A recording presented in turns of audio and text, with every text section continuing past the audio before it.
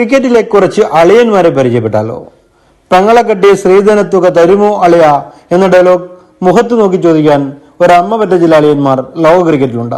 അവർ ആരൊക്കെയെന്ന് നോക്കിയാലോ? ഇന്ത്യൻ ക്രിക്കറ്റിന് ഏകദിന ലോകകപ്പ് എന്ന സ്വപ്നം നേടിക്കൊടുത്ത ടീമിൽ ഒരു അളിയനും ഉണ്ടായിരുന്നു. സാക്ഷാൽ സുനിൽ ഗവാസ്കറുടെ സഹോദരി കവിതയെ വിവാഹം ചെയ്തത് ആ ടീമിൽ വിക്കറ്റ് കീപ്പറായിരുന്ന ഗുണ്ടപ്പ വിശ്വനാഥായിരുന്നു.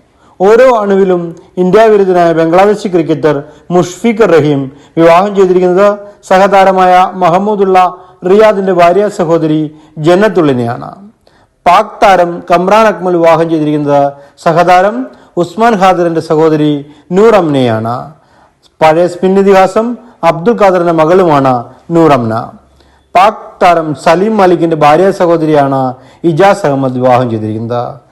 വിക്രം റാത്തോറിന്റെ സഹോദരിയാണ് ആശിഷ് കപൂർ വിവാഹം ചെയ്തിരിക്കുന്നത്.